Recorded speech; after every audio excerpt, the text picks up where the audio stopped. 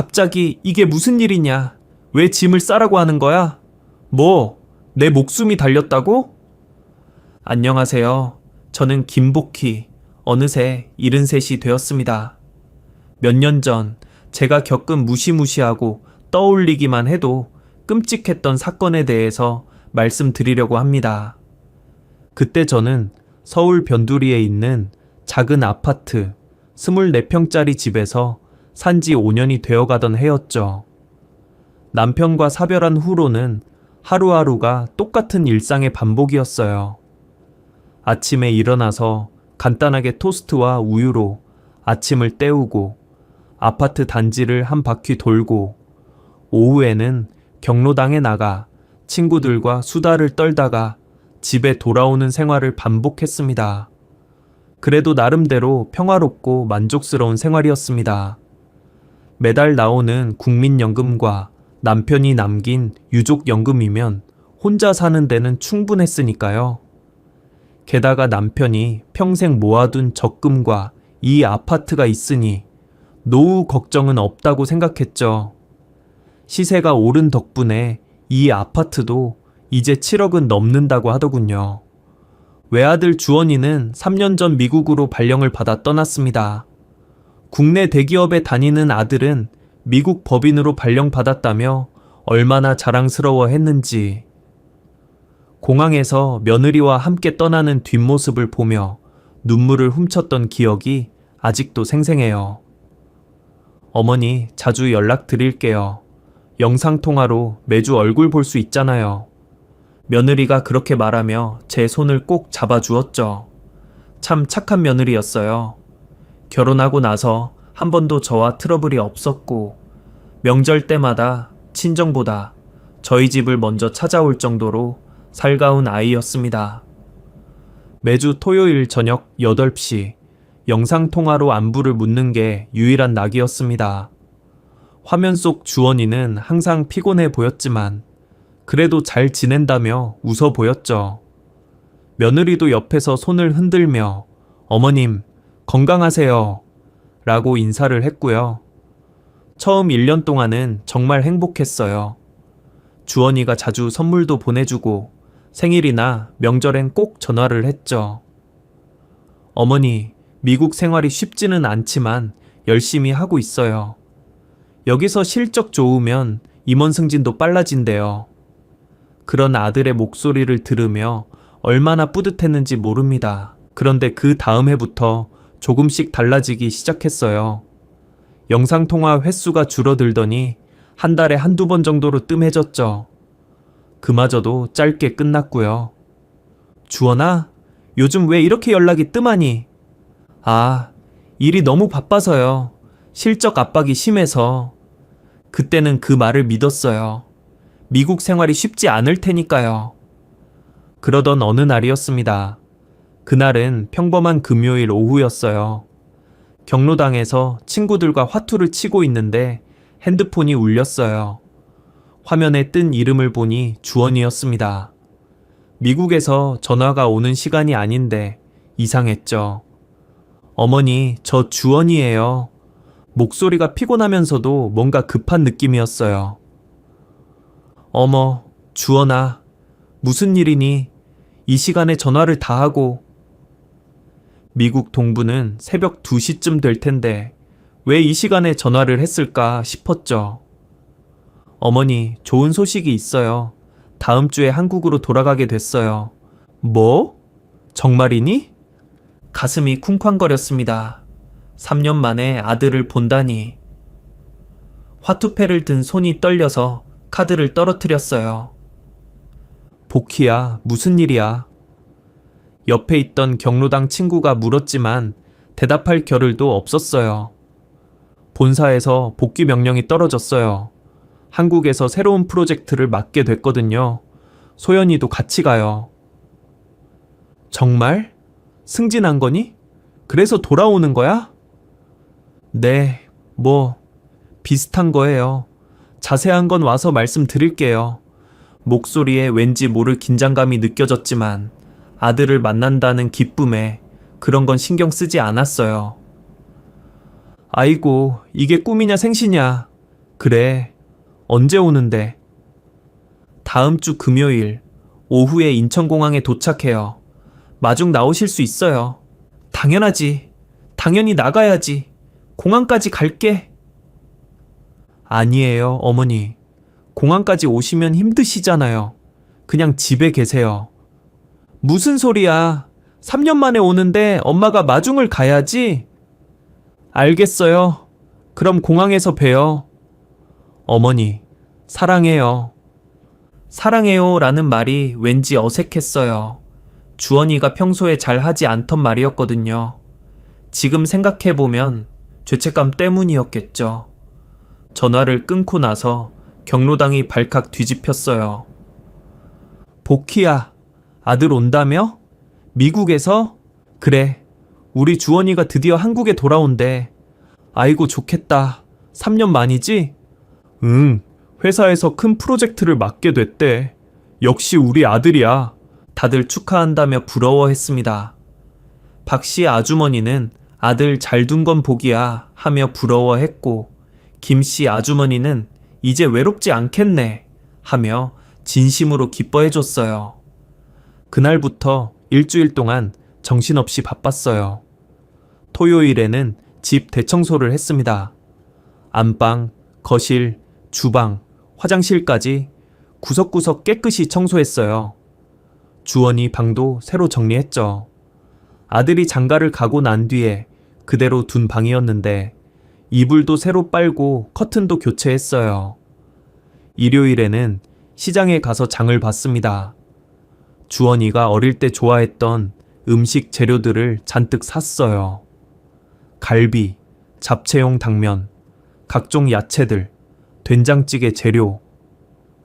계산할 때 20만 원이 넘게 나왔지만 아깝지 않았어요. 아들과 며느리 먹일 생각을 하니까 그저 웃음만 나오더라고요. 아주머니, 뭐 잔치라도 하시게? 정육점 사장님이 물었어요. 우리 아들이 미국에서 3년 만에 돌아와요. 아이고, 좋으시겠어요. 그럼 특별히 좋은 걸로 드릴게요. 서비스도 넣어 드릴 테니까 맛있게 해주세요. 월요일에는 미용실에 갔어요. 파마도 새로 하고 염색도 했죠. 3년 만에 만나는데 너무 늙어 보이면 안 되잖아요. 어머니, 오늘 특별한 날이세요? 미용사가 물었어요. 아들이 미국에서 온대요, 금요일에. 우와, 좋으시겠어요. 그럼 더 예쁘게 해드릴게요. 화요일에는 백화점에 갔습니다. 며느리 선물을 사려고요. 화장품 세트 하나에 30만 원이나 했지만 3년 만에 만나는데 그 정도는 해야 한다고 생각했어요. 주원이 좋아하는 속옷도 몇 벌 샀고 새 슬리퍼도 준비했죠. 수요일에는 요리 연습을 했어요. 갈비찜을 오랜만에 하려니 양념 비율이 가물가물해서 유튜브를 보면서 다시 익혔죠. 잡채도 미리 한번 만들어 봤어요.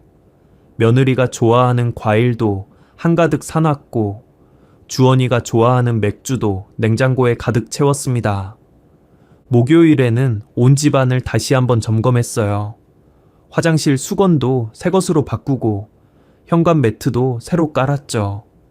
거실에 화분도 새로 들여놓고 가족 사진도 정리했어요. 그런데 이상한 건 그 일주일 동안 주원이한테서 그 뒤로 연락이 한 번도 없었다는 거예요. 보통은 어머니, 뭐 필요한 거 없어요? 한국 음식 너무 기대돼요. 공항에서 바로 집으로 갈게요. 이런 연락이라도 올 텐데 통소식이 없었습니다. 제가 먼저 카톡을 보냈어요. 주원아, 뭐 먹고 싶은 거 있니? 일시는 떴는데 답장이 없었어요. 공항에 몇 시까지 가면 되니? 역시 읽고도 답이 없었습니다. 바쁜가 보다 생각했지만 마음 한구석이 불안했어요. 그래도 저는 금요일을 손꼽아 기다리고 있었습니다. 목요일 밤에는 잠도 제대로 못 잤어요. 내일이면 아들을 만난다는 생각에 설렜죠. 새벽 3시에 일어나서 갈비찜 준비를 시작했어요. 정성껏, 아주 정성껏 만들었습니다. 우리 주원이가 얼마나 야위었을까 미국 생활이 힘들었을 텐데 이제 한국에 왔으니 잘 먹여서 살 찌워야지. 그런 생각을 하며 요리를 했어요. 그러다 드디어 며느리한테서 문자가 왔어요. 어머님, 비행기 탔어요. 곧 뵙겠습니다. 짧은 문자였지만 왠지 느낌이 이상했어요. 평소보다 딱딱한 느낌이랄까? 드디어 금요일이 되었습니다. 음식을 전부 차려놓고 머리도 미용실에 가서 새로 하고 가장 좋은 옷을 꺼내 입었죠. 3년 만에 아들을 만나는데 초라한 모습을 보일 수는 없잖아요. 오후 3시 인천공항 입국장 앞에서 기다렸습니다. 가슴이 두근거려서 진정이 안 됐어요. 드디어 자동문이 열리고 사람들이 나오기 시작했습니다. 그리고 저 멀리서 주원이가 보였어요. 그런데 사진으로 봤던 것보다 훨씬 더 야위어 있었습니다. 광대뼈가 튀어나오고 눈은 움푹 들어가 있었어요. 머리카락도 많이 빠진 것 같았고 걸음걸이도 힘이 없었죠. 주원아! 제가 손을 흔들자 주원이가 저를 발견했습니다. 그런데 반가워하는 표정이 아니었어요. 뭔가 부담스러워하는 듯한 피곤한 표정이었죠. 어머니, 오셨어요. 포옹을 하려고 다가갔는데 주원이는 형식적으로 한번 안아주고는 바로 떨어졌습니다. 그때 며느리가 저에게 다가왔어요. 어머님, 며느리는 저를 꽉 껴안았습니다. 그리고 제 귓가에 속삭였어요. 어머님, 조심하세요. 순간 온몸에 소름이 돋았습니다. 조심하라니 뭘 조심하라는 걸까요? 뭐 하세요? 빨리 가죠. 피곤해 죽겠는데. 주원이가 짜증 섞인 목소리로 말했습니다. 그래도 오랜만에 만났으니 한번 껴안아 줄만도 한데 아들은 쌀쌀했어요. 3년 만에 만난 어머니한테 이게 무슨 태도인가 싶었지만 피곤해서 그런가 보다 생각했죠. 공항에서 집까지 오는 택시 안에서도 주원이는 거의 말이 없었습니다.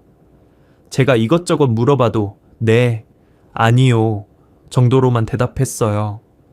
반면 며느리는 계속 제 손을 잡고 있었습니다. 평소보다 더 꽉 잡고 있었죠. 집에 도착해서 준비한 음식을 차려놨습니다.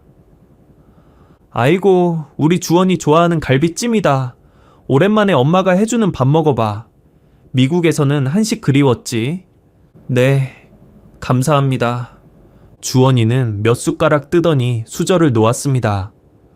배가 안 고파요. 비행기에서 먹어서. 그래도 좀 더 먹어. 이렇게 야위어서 어떡하니? 됐어요. 분위기가 싸늘해졌습니다.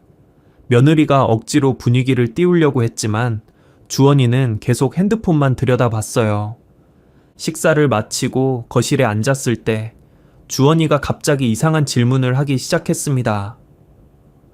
어머니, 아버지 돌아가시고 보험금 얼마나 나왔어요? 너무 뜬금없는 질문이라 당황했죠. 그거야. 장례식하고 이것저것 하고 나니 별로 안 남았지. 정확히 얼마예요? 글쎄, 한 5천만 원 정도? 왜 갑자기 그걸 묻니? 그냥요. 그럼 어머니 통장에 돈은 얼마나 있어요? 며느리가 주원이를 째려보며 말했습니다. 여보, 과일이나 먹어요. 어머님 피곤하신데 무슨 그런 질문을. 당신은 가만히 있어. 나랑 어머니 얘기하는 거야. 주원이가 며느리에게 날카롭게 쏘아 붙였습니다. 그동안 한 번도 본 적 없는 모습이었어요. 어머니, 이 집 지금 시세가 얼마나 될까요? 재개발 얘기도 있던데 5억은 넘겠죠. 글쎄, 부동산에서는 7억 정도 한다고 하던데. 7억이요? 좋네요.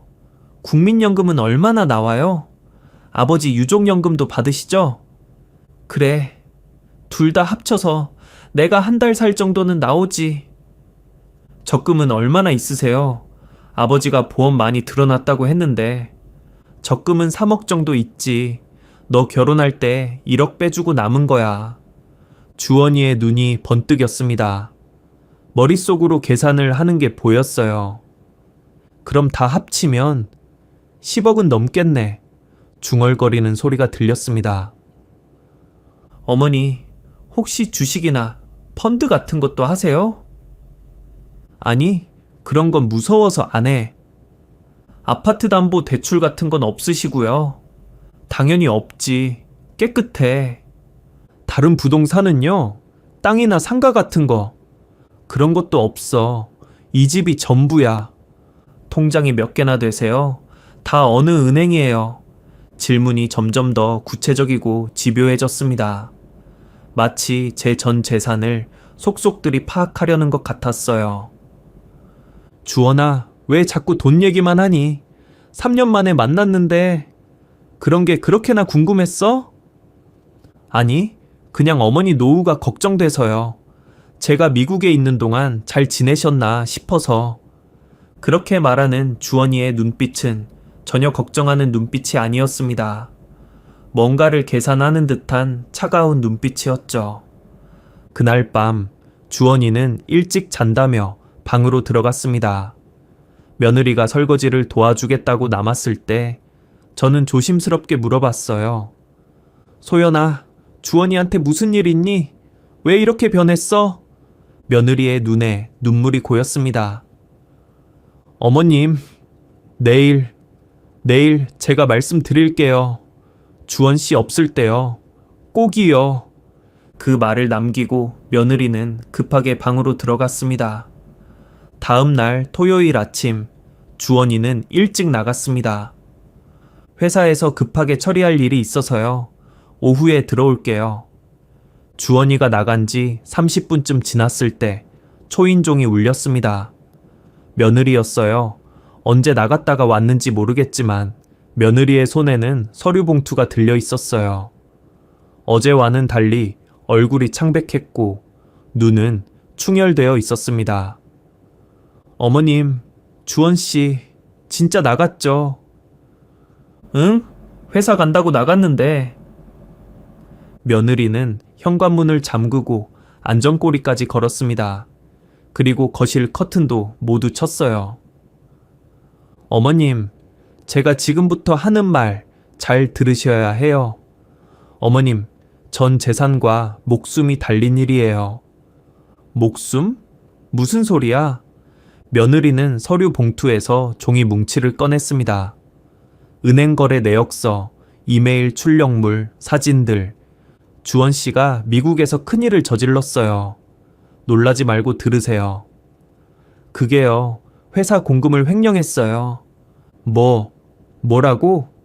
주원 씨가 도박을 했어요. 라스베이거스, 온라인 카지노. 지난 3년 동안 15억을 도박했었어요. 자기 돈 다 잃고, 제 돈 5천만 원 빌려서 잃고, 결국 회사 법인카드와 운영자금에 손을 댔어요. 믿을 수가 없었습니다. 내 아들이 그 착하고 성실했던 주원이가.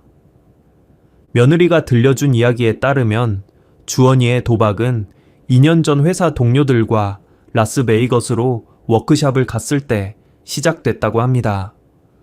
처음엔 정말 재미로 시작한 거였어요, 어머님. 동료들이랑 100달러씩 들고 카지노에 갔대요. 근데 주원 씨가 그날따라 운이 좋았나 봐요. 100달러로 시작해서 3,000달러를 땄대요. 그게 비극의 시작이었죠. 주원이는 그 짜릿한 경험을 잊을 수 없었답니다. 한국에서는 평범한 회사원이었던 자신이 단 몇 시간 만에 한 달 월급을 벌었으니까요. 두 번째는 한 달 후였어요. 혼자 카지노에 갔대요. 이번엔 500달러를 들고 갔는데 다 잃었죠. 그런데 그게 오히려 독이 됐어요. 다음엔 꼭 딴다는 생각에 사로잡혔대요. 세 번째, 네 번째. 점점 베팅 금액이 커졌습니다. 1,000달러, 5,000달러, 10,000달러. 6개월쯤 됐을 때 제가 눈치를 챘어요. 통장에 돈이 없더라고요. 월급 날인데도 잔고가 텅 비어 있었어요. 추궁하니까 그제야 실토했죠. 카지노에서 돈을 좀 잃었다고. 며느리는 그때 주원이를 붙잡고 울면서 말렸답니다. 도박은 끊을 수 없다고, 지금이라도 멈춰야 한다고. 주원이도 눈물을 흘리며 약속했대요. 다시는 안 하겠다고. 한 달은 참았어요. 정말 안 하는 것 같았어요. 그런데 어느 날 주원이가 며느리에게 투자 제안을 했답니다. 미국 주식에 투자하면 큰 돈을 벌 수 있다면서 며느리가 한국에서 모아둔 돈 5천만 원을 빌려달라고 했대요. 저도 바보였죠. 남편을 믿었어요. 정말 투자하는 줄 알았어요. 하지만 그 돈은 전부 카지노로 갔습니다. 단 하룻밤에 5천만 원이 증발했죠. 그때부터 주원 씨가 이상해졌어요. 거짓말이 늘고 집에도 잘 안 들어왔어요. 회사에서도 문제가 생기기 시작했죠. 지각, 결근이 잦아졌고 업무 실수도 많아졌대요. 그리고 결정적인 실수를 저지릅니다. 회사 법인카드로 카지노에서 돈을 인출한 거죠. 처음엔 1만 달러였어요. 다음 달에 갚으면 된다고 생각했대요. 그런데 그 1만 달러를 1차, 그걸 만회하려고 또 3만 달러를 인출했고 결국 눈덩이처럼 불어났죠. 주원이는 완전히 도박에 중독되어 있었습니다. 아침에 일어나자마자 온라인 도박 사이트를 확인하고 점심시간엔 스포츠 베팅을 하고 퇴근 후엔 카지노로 직행했답니다. 한 번은 제가 따라갔어요. 말리려고요. 그런데 주원 씨 표정을 보고 소름이 돋았어요. 완전히 다른 사람 같았어요. 눈이 충혈되고 손은 떨리고 칩을 올려놓을 때마다 혼잣말로 중얼거렸어요. 이번엔 된다. 이번엔 꼭 된다고. 그러면서 며느리가 서류 봉투에 있던 것들을 꺼내 놓았습니다. 이게 증거예요. 카지노 출입 기록, 온라인 도박 사이트 거래 내역, 회사 자금 횡령 내역. 서류를 하나하나 보여주는데 정말 충격적이었습니다. 하룻밤에 3천만 원씩 잃은 기록, VIP 룸에서 1억 원을 베팅한 기록. FBI 수사를 시작했어요. 그래서 급하게 한국으로 도망 온 거예요. 복귀 명령 같은 거 없었어요. 이미 회사에서는 해고됐고 미국 검찰이 기소 준비 중이에요. 그럼 왜 자꾸 내 재산을 물어본 거니? 며느리는 핸드폰을 꺼내 녹음 파일을 틀었습니다. 며느리가 주원이와 대화하면서 직접 녹음한 것이었어요. 소연아, 엄마 재산이 얼마나 되는지 알아? 왜 그걸 물어? 그냥 알아둬야 할 것 같아서. 집 5억에 현금 3억은 있을 거야. 그래서 엄마가 나이가 있으시잖아. 거의 이른이야. 치매 같은 거 걸리면 어떡해? 무슨 소리야?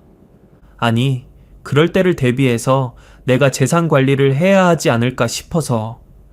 다음 녹음 파일이 더 충격적이었습니다. 여보, 이 사람 누구야? 아, 내 친구. 법률 전문가야. 노인 재산 관리에 대해 상담 좀 하려고. 노인 재산 관리? 어머님이 아프신 것도 아닌데. 미리 준비해야지. 엄마가 정신 없어지면 늦어. 며느리가 설명했습니다. 그 친구라는 사람이 바로 브로커예요. 노인들 재산 갈취 전문가죠. 주원 씨가 한국 오기 전부터 연락하고 있었어요. 며느리는 더 많은 증거를 꺼냈습니다. 이건 제가 주원 씨 이메일을 해킹해서 찾은 거예요. 죄송하지만 어머님을 지키려면 어쩔 수 없었어요. 해킹? 그게 가능해? 주원 씨가 제 노트북을 자주 썼거든요. 비밀번호도 자동 저장되어 있었고요. 처음엔 그냥 도박 사이트 접속 기록만 확인하려고 했는데 이메일에서 충격적인 내용을 발견했어요. 며느리가 출력한 이메일들을 하나씩 펼쳐 보였습니다. 첫 번째 이메일의 날짜는 한 달 전이었어요. 킴 브로카 님이 말씀드린 대로 저희 어머니 나이가 이제 70, 재산은 대략 8억 정도입니다. 아마 그 이상이 될 수도 있습니다. 부동산과 현금 자산, 그리고 보험과 연금 수령권 등 포함해서입니다. 치매 진단서 위조 가능한 의사소개 부탁드립니다. 대출 서류와 위임장 준비되면 연락주세요. 수수료는 약속대로 2억 원 드리겠습니다. 긴급 자금이 필요하니 최대한 빨리 진행 부탁드립니다. 김주원. 주원님, 의사는 섭외했습니다. 진단서 비용 별도 3천만 원입니다. 강북 소재 요양병원 김병호 원장입니다. 이전에도 비슷한 건 여러 번 처리한 경험이 있습니다. 서류는 준비 중이며 필요시 약물도 준비 가능합니다. 노인분들은 약물에 민감해서 소량만 써도 혼란 증세를 보입니다. 할로페리돌 성분을 소량 사용하면 일시적 인지장애를 유발할 수 있습니다. 요양원도 연결 가능한 곳 있습니다. 월 500만 원입니다. 경기도 소재, 면회 제한 가능한 곳입니다. 김 브로커. 손이 떨려서 종이를 제대로 잡을 수가 없었어요. 할로페리돌이라니 정신과 약물을 몰래 먹이려 했다는 거잖아요. 약물이라니 나한테 약을 먹일 생각이었단 말이야? 네, 어머님. 더 충격적인 건 이거예요. 며느리가 다음 이메일을 보여줬습니다. 브로커님, 약물 사용은 신중하게 해야 합니다. 혹시 문제가 생기면 어떻게 하죠? 김주원, 걱정 마세요. 소량이라 생명에는 지장 없습니다. 일시적으로 혼란스러워하고 기억이 흐릿해지는 정도입니다. 그 상태에서 영상 촬영하고 의사 진단 받으면 완벽합니다. 이미 성공한 케이스가 12건입니다. 문제 생긴 적 한 번도 없습니다. 약은 무색무취라 차나 음료에 타도 모릅니다. 김 브로커, 12건이나 성공했다고? 그럼 다른 노인들도... 네, 어머님. 이 사람들은 전문 범죄 조직이에요. 그래서 제가 급하게 오늘 온 거예요. 오늘 오후에 브로커들이 여기 올 거예요. 주원 씨가 어머님께 차나 음료를 주면 절대 드시면 안 돼요. 며느리는 또 다른 서류를 보여줬습니다. 이건 제가 변호사를 통해 알아본 거예요. 주원 씨가 준비한 서류들이에요. 서류 목록이 정말 충격적이었습니다. 준비 서류 목록에는 아파트 담보 대출 신청서, 신용 대출 신청서, 보험 해약 신청서, 적금 해지 신청서, 주식 계좌 개설 및 신용거래 신청서, 재산관리 위임장, 포괄 위임, 의료행위 동의서, 요양원 입소 포함, 부동산 매매 위임장 서류들이 빼곡했습니다. 이 모든 서류에 어머님 도장만 찍으면 끝나요. 한 번에 다 처리하려고 준비한 거예요. 그런데 이렇게 많은 서류를 내가 정신이 멀쩡한데 어떻게? 그래서 약물을 쓰려고 한 거예요. 성년후견 제도라는 것도 악용하려고 했어요. 며느리가 법률 자료를 꺼냈습니다. 성년후견 제도는 원래 치매나 정신질환으로 판단 능력이 부족한 사람을 보호하기 위한 제도예요. 법원이 후견인을 지정하면 재산 관리를 대신할 수 있죠. 그런데 이걸 악용하는 사례가 많아요. 어떻게 악용하는데? 가족이 노인을 치매 환자로 몰아서 후견인이 되는 거예요. 일단 후견인이 되면 통장 관리, 부동산 처분, 모든 걸 마음대로 할 수 있어요. 어머님을 치매 환자로 만들어서 주원 씨가 후견인이 되면 모든 재산을 마음대로 처분할 수 있는 거죠. 그 말을 들으면서 온몸에 소름이 돋았어요. 이렇게 치밀하게 계획을 세웠다니. 어머님, 이 이메일들 날짜 보세요. 주원 씨가 한국 오기 한 달 전부터 준비한 거예요. 처음부터 어머님 재산을 노리고 온 거죠. 그럼 회사 복귀 명령도 당연히 거짓말이에요. 정말 이메일을 확인해 보니 해고된 지 2달 된 상태였어요. 이미 해고된 상태에서 제게 말도 없이 한국으로 돌아온 거였죠. 어머님, 우리가 가만히 당할 수는 없잖아요. 그래서 저도 계획을 세웠어요. 며느리는 가방에서 작은 녹음기와 펜 모양의 카메라를 꺼냈습니다. 그리고 추가로 소형 캠코더와 여분의 메모리 카드도 꺼냈어요. 경찰에 이미 신고했어요. 사기 미수 혐의로 수사가 시작됐고 오늘 오후에 잠복할 거예요. 서울지방경찰청 지능범죄수사대에서 직접 나온대요. 이런 노인 대상 사기 사건을 전문적으로 다루는 팀이래요. 그리고 미국 쪽은 어떻게 되는 거야? 미국 FBI와도 공조 요청을 했어요. 사실 FBI에서도 주원 씨를 찾고 있었대요. 횡령 금액이 10억이 넘으니까 중대 경제 범죄로 분류됐고 인터폴 적색 수바의 요청도 준비 중이래요. 한국 경찰이 체포하면 바로 신병 인도 요청을 할 거예요. 며느리가 서류를 보여줬습니다. 이건 경찰에서 준 사건 접수증이에요. 사건 번호도 부여됐고 담당 형사님 연락처도 있어요. 김 형사님이라는 분인데 노인 대상 금융사기 전문가세요. 어제 미리 만나서 상황 설명도 다 했어요. 형사님이 뭐라고 하던 이런 수법이 최근 급증하고 있대요. 특히 자녀가 부모 재산을 노리는 경우가 많다고. 하지만 현장에서 증거를 잡아야 해요. 주원 씨가 직접 사기를 치는 장면을 잡아야 확실하게 처벌할 수 있어요. 단순히 의도만으로는 처벌이 어렵거든요. 며느리가 구체적인 계획을 설명했습니다. 오늘 브로커들이 오는 시간을 제가 확인했어요. 원래 오후 3시로 약속했는데 주원 씨가 급하다고 2시로 당겼대요. 그것도 몰래 엿들어서 안 거예요. 2시? 그럼 시간이 얼마 안 남았네. 네, 그래서 지금부터 준비해야 해요. 어머님은 평소처럼 행동하시다가 제가 신호를 보내면 그때부터 약간 혼란스러운 연기를 하세요. 완전한 치매는 아니고 그냥 조금 헷갈려 하는 정도로요. 구체적으로 어떻게 해야 해? 먼저 그들이 들어오면 반갑게 맞아주세요. 어서 와, 주원아, 이렇게요. 그런데 조금씩 이상한 말을 섞으세요. 예를 들어, 학교는 잘 다니니? 같은 엉뚱한 질문을 하는 거예요. 그 정도는 할 수 있을 것 같아.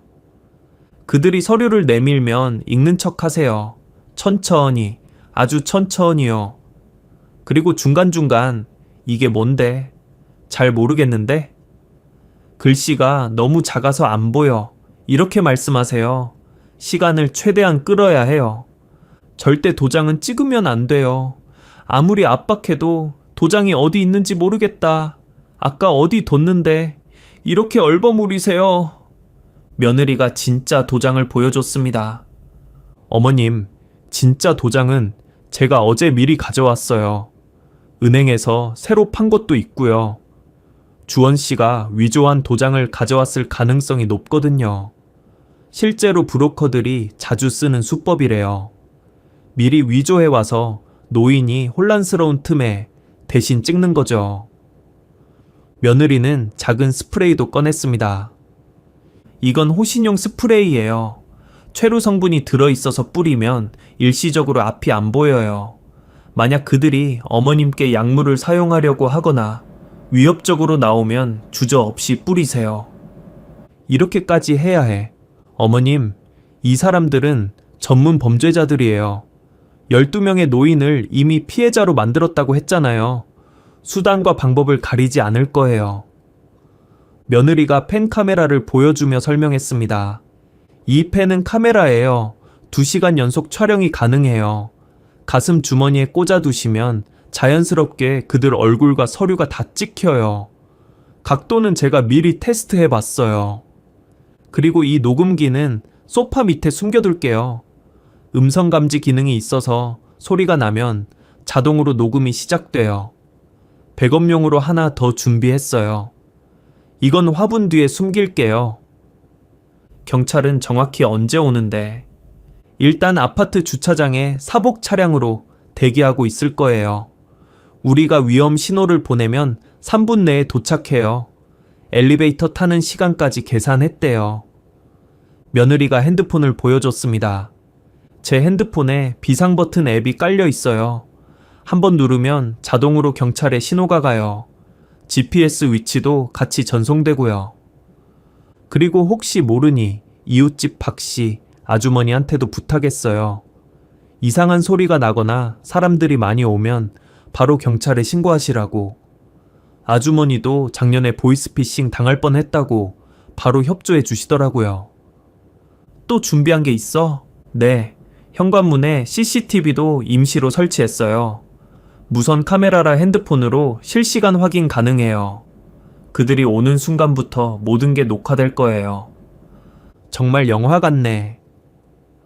어머님, 이건 영화가 아니라 현실이에요. 어머님의 전 재산이 걸린 일이에요. 그리고 며느리가 잠시 말을 멈추더니 진지하게 말했습니다. 사실 제가 가장 걱정되는 건 돈이 아니에요. 그들이 어머님을 요양원에 강제로 보낼 수도 있어요. 면회 제한이 가능한 곳이라고 했잖아요. 한번 들어가면 나오기 정말 어려워요. 요양원? 네. 멀쩡한 노인을 약물로 치매 환자처럼 만들어서 요양원에 가둬두는 거예요. 그리고 매달 500만 원씩 받으면서 재산을 다 빼먹는 거죠. 실제로 그렇게 당한 분들이 있대요. 갑자기 무서워졌습니다. 내 아들이 정말 그런 짓을 하려고 했다니. 어머님, 마지막으로 이것만 기억하세요. 절대로 그들이 주는 음식이나 음료를 드시면 안 돼요. 차도, 물도, 아무것도요. 그리고 만약 상황이 위험해지면 큰 소리로 살려주세요. 라고 외치세요. 그럼 이웃들이 다 듣고 신고할 거예요. 오후 2시, 주원이가 돌아왔습니다. 옆에는 정장을 입은 남자 2명이 있었어요. 한 명은 40대 중반, 다른 한 명은 50대 초반으로 보였습니다. 어머니, 제 회사 동료들이에요. 어머니 재산관리 상담 좀 해드리려고 모셨어요. 거짓말, 브로커들이 분명했죠. 어머님, 안녕하세요. 저는 김 변호사입니다. 노인 재산관리 전문가죠. 아, 네. 어서 오세요. 며느리가 차를 내오는 척하며 신호를 보냈습니다. 녹음기가 작동 중이라는 뜻이었죠. 어머니, 요즘 건강은 어떠세요? 주원이가 물었습니다. 괜찮아. 그런데 가끔 깜빡깜빡해. 일부러 조금 혼란스러운 연기를 시작했어요. 아, 그러세요. 병원은 가보셨어요? 병원? 왜 병원에 가? 아니, 건강검진도 받고 하셔야죠. 브로커가 끼어들었습니다. 어머님, 나이가 있으시니 재산 관리를 미리 준비하셔야 해요. 혹시 갑자기 아프시면 재산이 묶일 수 있거든요. 재산? 내 재산이 뭐가 있다고. 어머니, 이 집도 있고 적금도 있잖아요. 주원이가 서류를 꺼냈습니다. 이건 그냥 재산관리 위임장이에요. 어머니가 불편하실 때 제가 대신 관리해 드리려고요. 서류를 보니 정말 치밀했어요. 복잡한 법률 용어로 가득했지만 핵심은 모든 재산 처분 권한을 주원이에게 넘긴다는 내용이었죠. 이게 뭔데? 잘 모르겠는데 그냥 여기 사인만 하시면 돼요, 어머니. 주원이가 펜을 건넸습니다. 그때 며느리가 들어왔어요. 어머님, 차 드세요. 며느리가 제게 차를 주면서 눈짓을 했습니다. 절대 서류에 사인하지 마세요 라는 신호였죠. 어머니, 여기 이름 쓰시고 도장 찍으시면 돼요. 브로커가 도장을 꺼냈습니다. 제 도장과 비슷하게 생겼지만 가짜였어요. 잠깐, 이거 내 도장 아닌데? 순간 그들의 표정이 굳었습니다. 아, 아니에요, 어머니. 이게 어머니 도장 맞아요. 아니야, 내 도장은 글씨체가 달라. 제가 정신이 멀쩡하다는 걸 눈치챈 브로커들이 서로 눈짓을 주고받았습니다. 어머니, 그럼 진짜 도장 가져오세요. 싫어. 너희들 뭔가 이상해. 그때 주원이가 급하게 말했습니다. 어머니, 그냥 사인만 하세요. 도장은 나중에 찍어도 돼요. 안 해. 이거 사기 아니야? 제가 큰 소리로 말하자 며느리가 핸드폰을 꺼내 비상 버튼을 눌렀습니다. 그리고 1분도 안 되어 현관문이 벌컥 열렸습니다. 경찰입니다. 서울지방경찰청 지능범죄수사대입니다. 모두 손 들고 움직이지 마세요. 형사들이 우르르 들어왔습니다. 맨 앞에 형사가 경찰 배지를 보여주며 말했습니다. 저는 서울지방경찰청 지능범죄수사대 김정호 경위입니다. 모두 그 자리에 서세요. 주원이 얼굴이 하얗게 질렸죠. 뭐야? 이게 무슨 상황이야? 나 김주원인데 여기 내 집이에요. 무슨 권리로? 김주원 씨 맞으시죠? 형법 제347조 사기미수, 제231조 사문서 위조, 제230조 위조 사문서 행사, 정보통신망법 위반 혐의로 긴급 체포합니다. 변호인의 조력을 받을 권리가 있으며 진술을 거부할 권리가 있습니다. 사기라니, 난 아무것도 안 했어요. 그냥 어머니 재산관리 상담만. 어머니가 이러시면 안 되죠. 제가 아들이에요. 주원이가 저를 향해 다가오려 했지만 형사가 막았습니다. 움직이지 마세요. 일단 조사부터 받으셔야 합니다. 김정호 경위가 녹음기를 들어 보였습니다. 방금 전 대화 내용입니다. 들어보시죠. 녹음기에서 주원이 목소리가 흘러나왔습니다.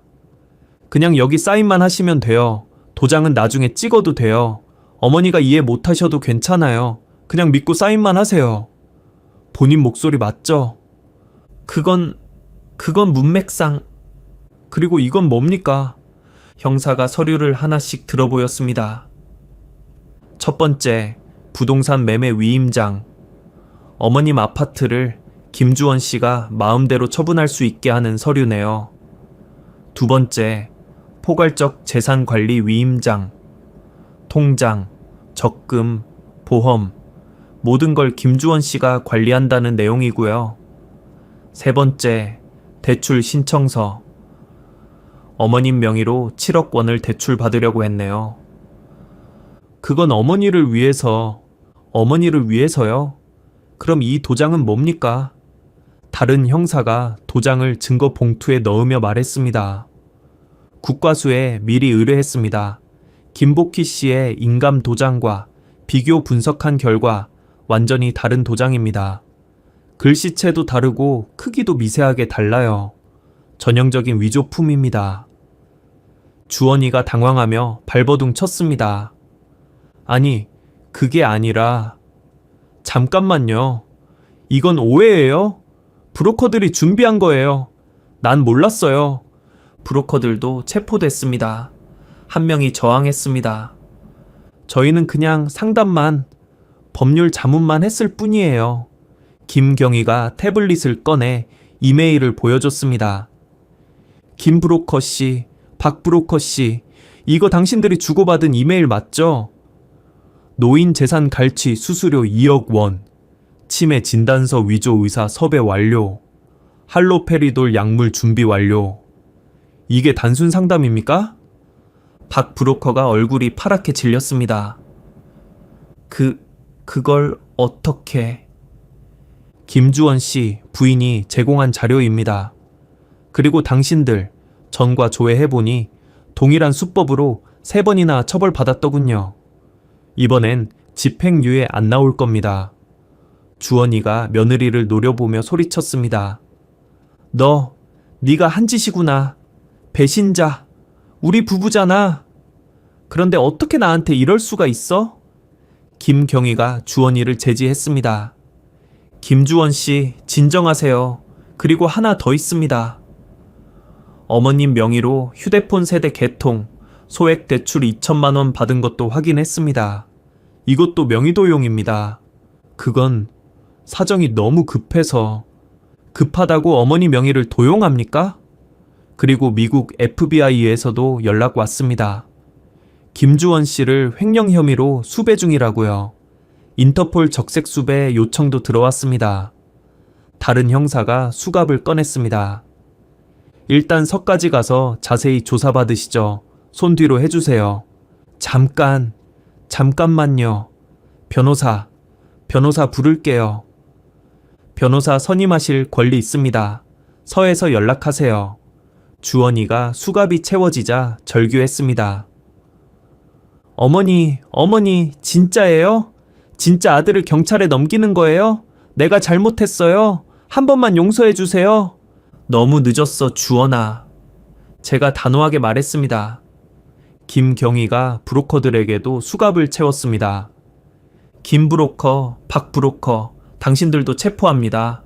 그리고 요양병원 김 원장도 곧 체포될 겁니다. 치매 진단서 위조건으로요.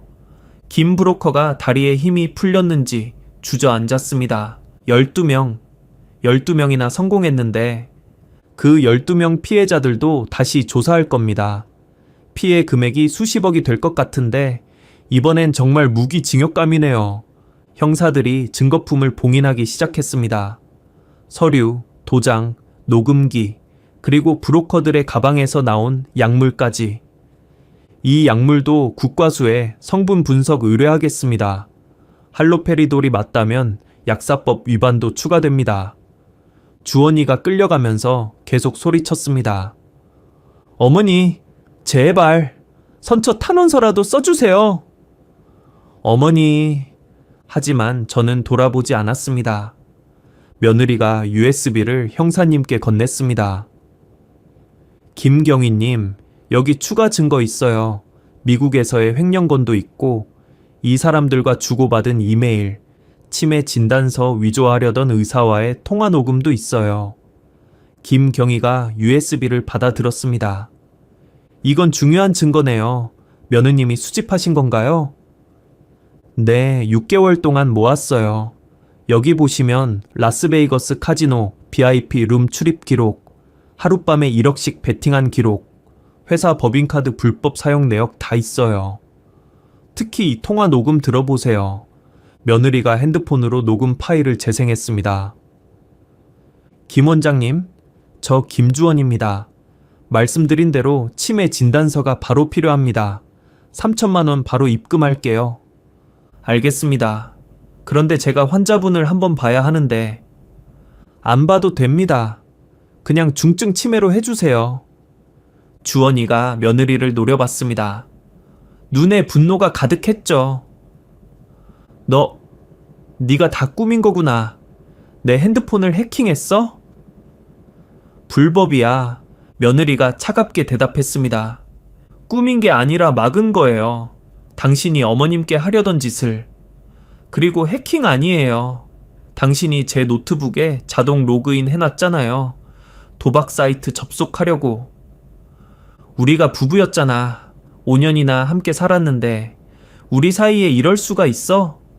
주원이가 절규하듯 말했지만 며느리는 흔들리지 않았습니다. 당신이 먼저 배신했어요. 나한테도 어머님한테도. 제가 피땀 흘려서 모은 돈 5천만 원 들고 카지노 가서 날렸잖아요. 그것도 3시간 만에. 그리고 칼로 위협했죠. 도박 자금 안 준다고. 미국 경찰 신고 기록도 다 있어요. 김경희가 끼어들었습니다. 가정폭력도 있었군요. 이것도 추가 혐의가 되겠네요. 며느리가 마지막으로 말했습니다. 어머님은 당신을 아들로 생각했지만 당신은 어머님을 ATM으로만 봤잖아요. 어머님을 치매 환자로 만들어 요양원에 가두려고 했고 그게 아들이 할 짓이에요. 주원이가 고개를 떨구었습니다. 더 이상 할 말이 없었던 거죠. 끌고 가세요. 김경희의 신뢰 형사들이 주원이를 경찰차로 데려갔습니다. 경찰서에서 저는 모든 것을 진술했습니다. 조사실은 생각보다 따뜻했고 김정호 경위님이 직접 조사를 진행했습니다. 어머님, 천천히 편하게 말씀해 주세요. 녹화 중이니 정확하게 진술해 주시면 됩니다. 네, 아들이 3년 만에 한국에 왔는데 오자마자 제 재산만 캐물었어요. 얼마가 있는지, 집값은 얼마인지, 적금은 얼마인지. 처음엔 걱정해서 묻는 줄 알았죠. 구체적으로 어떤 질문들을 했나요? 어머니 통장이 몇 개예요? 각 은행별로 얼마씩 있어요?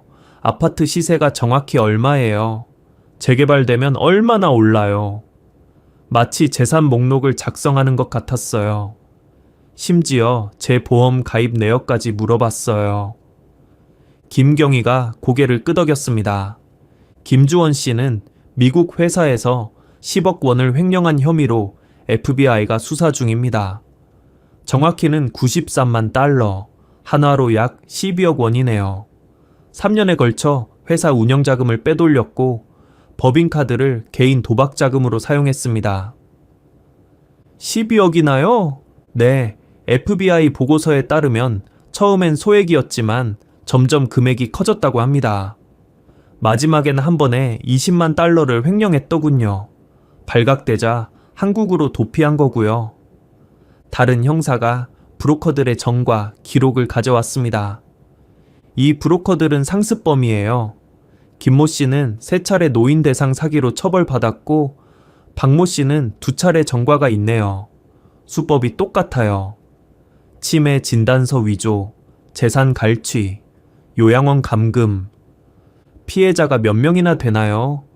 확인된 것만 12명입니다. 피해 금액은 총 43억 원. 이번에 어머님까지 당하셨으면 13번째 피해자가 될 뻔했네요. 며느리도 별도 조사실에서 진술했습니다. 아들이 도박에 빠지게 된 내용부터 시작해서 얼마나 많은 돈을 횡령했고 그에 대한 자료를 며느리가 얼마나 갖고 있는지도 전부 털어놨다고 하더군요. 조사가 마무리될 때쯤 며느리가 물었습니다. 그 의사, 김 원장은 어떻게 되나요? 오늘 오후에 체포영장 발부됐습니다. 강북 요양병원이죠. 이미 압수수색 중일 겁니다. 다른 피해자들도 있을 가능성이 높아서 전면 조사할 예정이에요. 제가 한숨을 쉬며 말했습니다. 지금껏 살면서 내 아들이 이런 짓을 할 줄은 꿈에도 몰랐어요. 어머님, 힘드시겠지만 용기 있는 결정이었습니다. 어머님 같은 분들이 신고를 안 해서 이런 범죄가 계속되는 거예요. 조사가 끝날 무렵 김경희가 정리하며 말했습니다. 정리하면 김주원 씨는 사기 미수, 사문서 위조 및 행사, 명의 도용, 그리고 미국에서의 횡령, 브로커들은 사기 공범, 상습 사기, 의사는 의료법 위반. 이 정도면 김주원 씨는 최소 4, 5년, 브로커들은 각각 2, 3년 정도 예상됩니다. 그 정도면 충분한가요? 사실 미수라서 기수보다는 형량이 적어요. 하지만 여러 혐의가 겹치고 특히 존속 대상 범죄라 가중 처벌될 겁니다. 그리고 미국 FBI가 신병 인도 요청을 하면 추가 처벌도 가능하고요. 수사가 진행되면서 더 충격적인 사실들이 밝혀졌습니다. 조사 3일째 김정호 경위가 저와 며느리를 다시 불렀습니다. 어머님, 추가로 발견된 내용이 있어서 확인차 모셨습니다. 김주원 씨가 미국에서 다른 범죄도 저질렀더군요. 또 무슨 일이?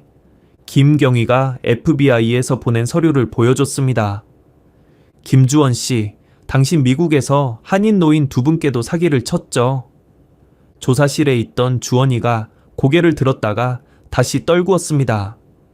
LA에 사는 박영수 씨, 한국 부동산에 투자하면 2배 수익을 보장한다며 5만 달러를 받았네요.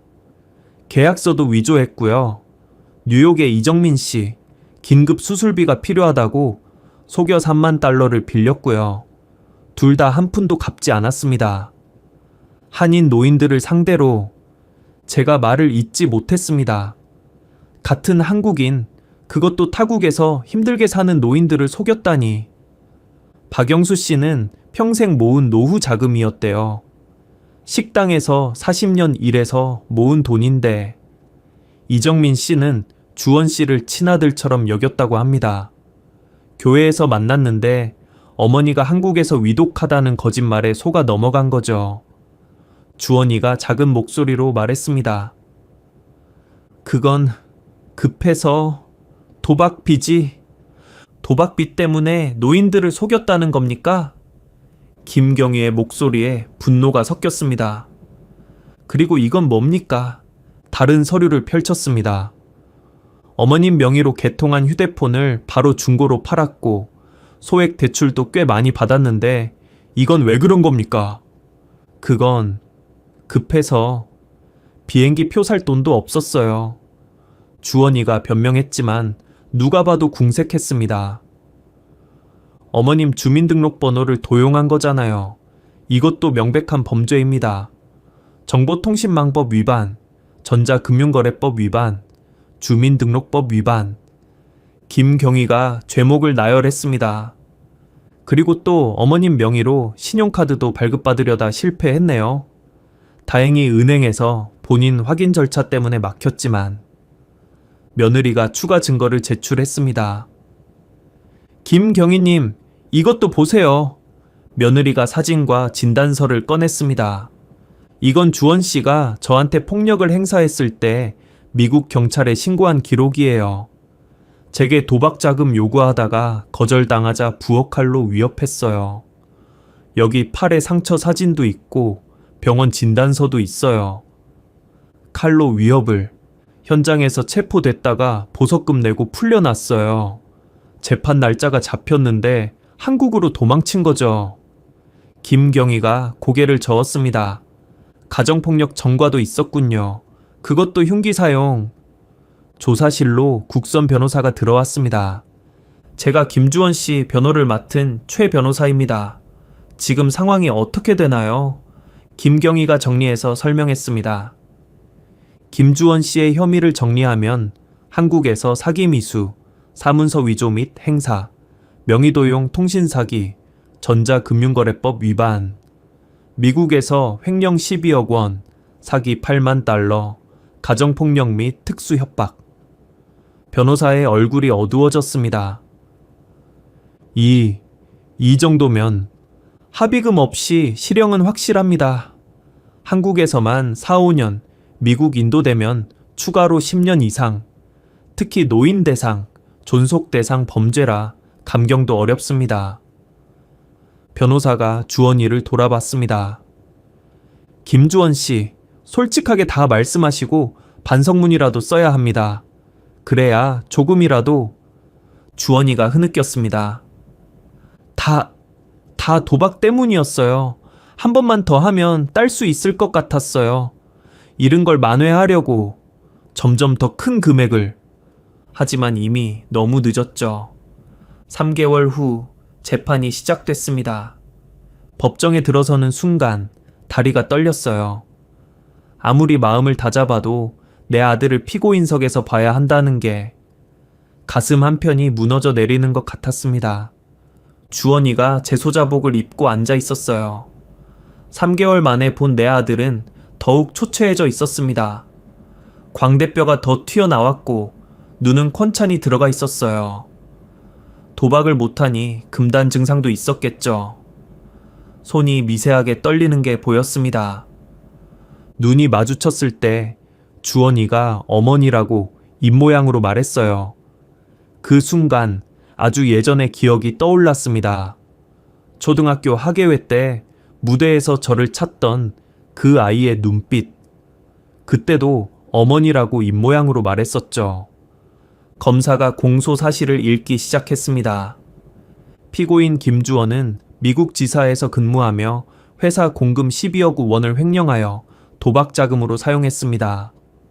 FBI 수사를 피해 한국으로 도피한 후 친모인 김복희 씨를 상대로 상당의 재산을 갈취하려 시도했습니다. 갈취라는 단어가 귀에 박혔어요. 내 아들이 나한테 한 짓을 법적 용어로 들으니 더 끔찍했습니다. 구체적으로 허위 서류를 작성하고 위조 도장을 제작했으며 공범인 브로커들과 함께 피해자를 치매 환자로 위장하려 했습니다. 또한 피해자 명의로 불법 대출을 받고 휴대폰을 개통하는 등 추가 범죄도 저질렀습니다. 변호사가 주원이를 변호했지만 증거가 너무 확실했어요. 피고인은 도박 중독으로 인한 심신미약 상태였습니다. 정상적인 판단력을 상실한 상태에서 도박 중독이 면죄부가 될 수는 없습니다. 피고인은 치밀하게 범죄를 계획했고 실행에 옮겼습니다. 한 달 전부터 브로커와 접촉했고 의사를 매수했으며 서류를 위조했습니다. 이것이 심신미약자의 행동입니까? 제가 증인석에 섰을 때 판사님이 물으셨습니다. 증인은 피고인의 어머니시죠? 네, 그렇습니다. 대답하는 목소리가 떨렸어요. 이번 일을 겪으면서 심정이 어떠셨습니까? 잠시 말을 멈췄습니다. 법정이 조용해졌어요. 숨소리만 들렸죠. 저는 평생 아들을 위해 살았습니다. 목소리가 떨려서 잠시 숨을 고른 후 계속했어요. 새벽에 일어나 김밥 싸서 팔고 밤 11시까지 식당에서 일했습니다. 저희 아들 좋은 대학 보내려고. 주원이가 엄마, 나 서울대 갔어. 하던 날 얼마나 울었는지 몰라요. 내 고생이 헛되지 않았구나 싶어서. 주원이가 고개를 숙였습니다. 결혼할 때 전 재산의 절반인 1억을 줬고 미국 갈 때도 정착 자금으로 5천만 원을 지원했죠. 그게 아까운 게 아니에요. 내 아들이니까 잘 되길 바라는 마음뿐이었으니까.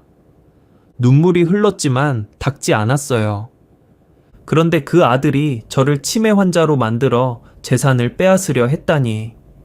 심지어 약물까지 먹여서 정신을 못 차리게 하려 했다니.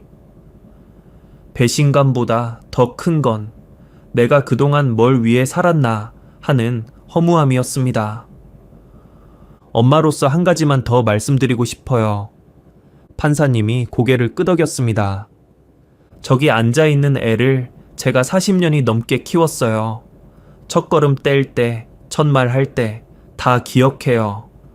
아플 때마다 밤새 간호했고 학교에서 상 받을 때마다 자랑스러워했죠. 그런데 언제부터 이렇게 변한 걸까요? 도박이 내 아들을 빼앗아 갔어요.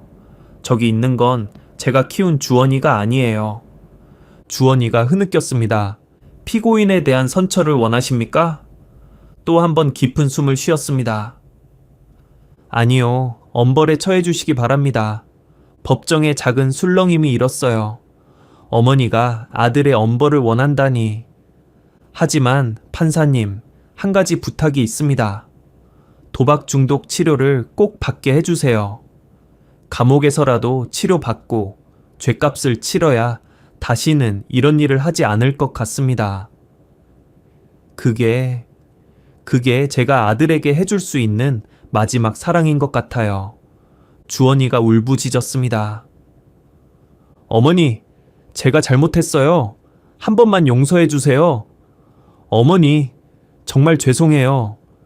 그 울음소리를 듣는 순간 주원이가 5살 때 넘어져서 울던 모습이 겹쳐 보였어요. 그때는 안아주고 달래주면 됐는데 지금은 그럴 수가 없었죠. 너무 늦었어, 주원아. 말은 그렇게 했지만 법정을 나오면서 혼자 화장실에 들어가 한참을 울었습니다. 내가 낳은 자식을 내가 감옥에 보내다니. 그래도 이게 맞는 일이라고, 주원이를 위해서라도 필요한 일이라고 스스로를 달랬지만 엄마의 마음은 찢어지는 것 같았어요. 며느리가 화장실 밖에서 기다리고 있었습니다. 어머님, 괜찮으세요? 괜찮아. 그냥, 그래도 내 자식인데, 미워도 내가 낳은 자식인데, 어머님이 강하셔서 여기까지 오신 거예요. 정말 대단하세요. 강한 게 아니야. 그냥 살아남으려고 발버둥 친 거지. 판사의 선고가 떨어졌습니다. 피고인 김주원에게 징역 4년을 선고합니다. 피고인은 존속을 상대로 중대한 범죄를 시도했습니다. 특히 고령의 어머니를 치매 환자로 몰아 전 재산을 갈취하려 한 죄질이 매우 나쁩니다. 다만 미수에 그쳤고 미국에서의 횡령은 한국 법원의 관할이 아니므로 한국에서 저지른 범죄에 대해서만 처벌합니다. 사기 미수, 사문서 위조, 주민등록번호 도용 등을 종합하여 징역 4년을 선고합니다. 브로커들도 각각 징역 2년을 선고받았습니다. 치매 진단서를 위조하려던 의사는 의료법 위반으로 별도 재판을 받게 됐고요. 재판이 끝난 후 법원 복도에서 며느리와 마주 앉았습니다. 둘 다 한참 동안 말이 없었어요. 4년형이 확정된 순간 안도감과 함께 묘한 공허함이 밀려왔습니다. 어머님, 이제 끝났어요. 어머님 재산은 안전해요. 며느리의 목소리는 떨리고 있었습니다. 강하게 버텨온 그 아이도 이제야 긴장이 풀린 것 같았어요. 고마워. 네가 아니었으면 정말 큰일 날 뻔했어. 제가 며느리의 손을 잡았습니다. 차갑고 야윈 손이었어요.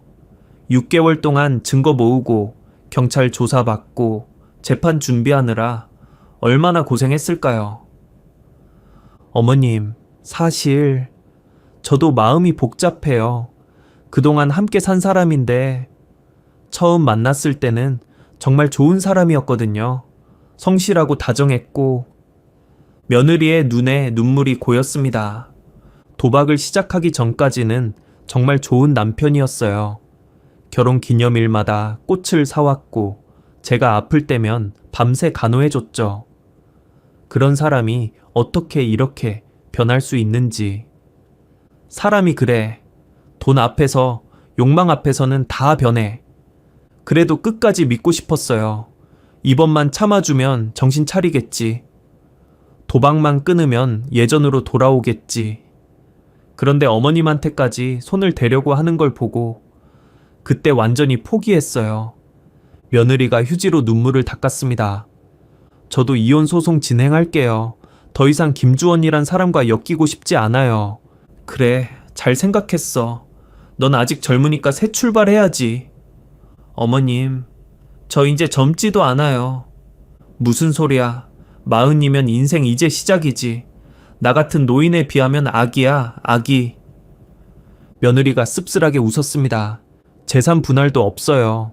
미국에서 번 돈은 다 도박으로 날렸고 빚만 남았으니까 오히려 제가 빌려준 5천만 원도 못 받을 것 같아요. 그 돈은 내가 줄게. 어머님, 그럴 수 없어요. 그건 어머님 돈이잖아요. 네가 나를 구해줬는데 그 정도는 해야지. 그리고 너도 피해자야. 네 돈 날리고 폭력까지 당했잖아. 잠시 침묵이 흘렀습니다. 법원 창밖으로 벚꽃이 피기 시작한 게 보였어요. 봄이 오고 있었죠.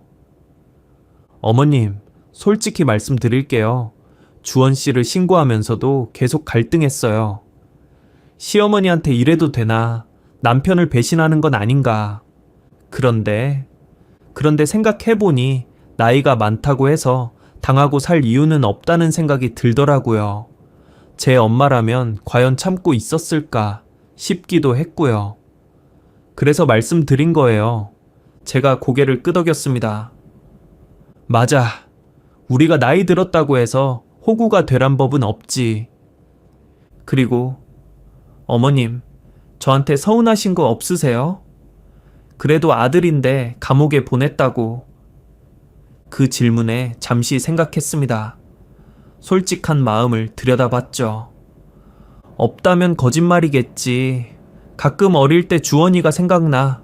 엄마 손 꼭 잡고 엄마가 세상에서 제일 좋아하던 그 아이. 첫 월급 타서 엄마 이제 고생 끝하며 용돈 주던 그 아들. 목이 메어왔습니다. 그런데 그 아이는 이미 없어진 거야. 도박에 미친 순간 내 아들은 죽은 거나 마찬가지야. 지금 감옥에 간 건 내가 모르는 다른 사람이야. 어머님, 오히려 네가 진짜 딸 같아. 피 한 방울 안 섞였지만 나를 진심으로 걱정해주고 지켜주려 했잖아. 그게 진짜 가족이지. 며느리가 제 손을 꼭 잡았습니다. 어머님, 저 이혼하고 나서도 찾아뵐게요. 괜찮으시죠? 당연하지. 네가 안 오면 내가 섭섭해서 어떡해. 명절에도 갈게요. 어머님 생신도 꼭 챙길 거고요. 그래, 고마워. 법원을 나오면서 하늘을 올려다봤습니다. 구름 한 점 없이 맑은 하늘이었어요. 어머님, 오늘 저녁 같이 드실래요? 맛있는 거 사드릴게요. 그래, 오늘은 좀 비싼 거 먹자. 고생한 우리 스스로한테 주는 상이야. 갈비 어떠세요? 어머님, 좋아하시는 양념갈비. 좋지. 걸어가면서 생각했습니다. 제 인생에서 가장 힘든 6개월이었지만 또 가장 많이 배운 시간이기도 했다고. 진짜 가족이 뭔지, 내 삶을 지킨다는 게 뭔지 알게 됐으니까요. 그리고 옆에서 제 팔짱을 낀 며느리, 아니 이제는 딸 같은 이 아이를 보며 생각했습니다. 잃은 것도 있지만 얻은 것도 있구나. 어쩌면 더 큰 걸 얻은 건지도 모르겠다고. 집에 돌아와서 통장을 확인했습니다. 적금 3억 그대로 있었습니다. 집도 안전했고요. 주원이가 제 명의로 받은 소액 대출 2천만 원은 변호사를 통해 처리했습니다. 불법으로 받은 대출이라 무효 처리됐죠. 그렇게 재판이 끝나고 1년이 지났습니다. 여전히 건강하고 여전히 제 집에서 잘 살고 있습니다. 재산도 온전히 지켰고요. 성년후견 제도에 대해 제대로 알아보고 정식으로 신청했어요. 제가 정말 판단력이 떨어질 때를 대비해서 며느리를 후견인으로 지정했죠. 물론 법원의 감독을 받는 정식 절차를 통해서요. 어머님, 제가 후견인이 되어도 될까요? 부담스러우시면. 아니야, 네가 해줘. 너만 믿어. 며느리는 재혼했어요. 좋은 사람을 만나서 행복하게 살고 있죠. 그래도 매주 저를 찾아옵니다. 어머님, 이번 주 병원 가시는 날이에요. 아이고, 또 잊어버렸네. 제가 모시고 갈게요. 남편도 같이 가고 싶대요. 며느리 새 남편도 참 좋은 사람이에요. 저를 정말 친어머니처럼 대해줍니다. 어머님, 저희한테 아기가 생겼어요. 정말? 축하해. 기쁜 소식이었죠. 피 한 방울 섞이지 않았지만 진짜 손주를 얻은 기분이었어요. 주원이한테서는 가끔 편지가 옵니다. 어머니, 죄송합니다. 여기서 도박 중독 치료를 받고 있습니다. 정말 미쳤었나 봅니다. 어머니께 그런 짓을 하려 했다니. 출소하면 새 사람이 되겠습니다. 용서는 바라지 않습니다. 건강하세요. 이번엔 답장을 썼습니다. 주원아, 치료 잘 받아라.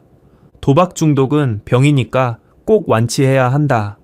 출소하면 새로 시작해라. 다시는 만나지 말자. 엄마, 며칠 전 경로당 친구가 물었어요.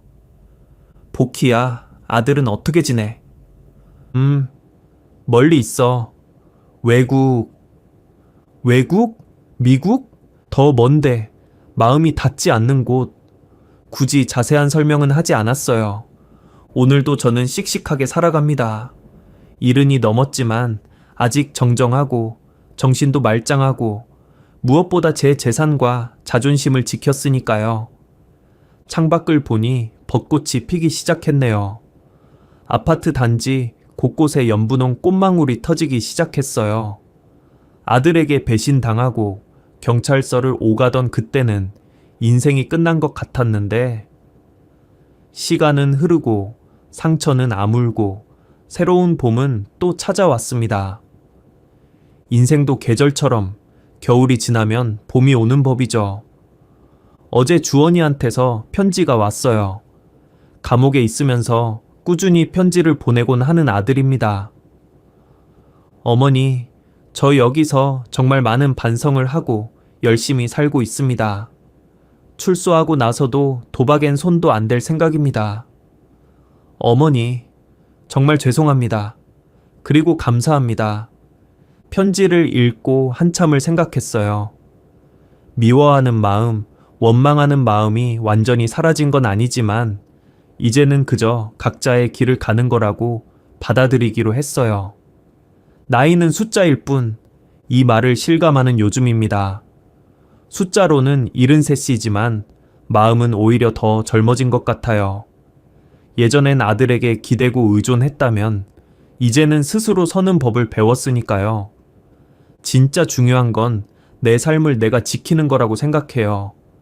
이번 일을 겪으면서 깨달은 이 진리를 이제는 확신을 가지고 말할 수 있어요. 내 통장, 내 집, 내 건강, 내 행복. 이 모든 걸 내가 지킬 수 있고 지켜야 한다는 것을 그 누구도 설령 자식이라도 내 인생을 함부로 할 수 없다는 것. 이것이 제가 그 힘든 시간을 통해 얻은 가장 큰 교훈입니다. 진짜 중요한 건 내 삶을 내가 지키는 것. 그 누구도 설령 자식이라도 내 인생을 함부로 할 수 없다는 것. 봄이 오면 벚꽃 구경이나 가야겠어요. 자, 이제 댓글로 몇 살이시고 어디서 이 사연을 시청하시는지 써주세요. 누가 이 영상을 시청하고 있는지 아는 것은 저희에게 정말 중요합니다. 좋아요를 눌러주시고 채널을 구독해주세요. 오늘도 복 받으세요. 감사합니다.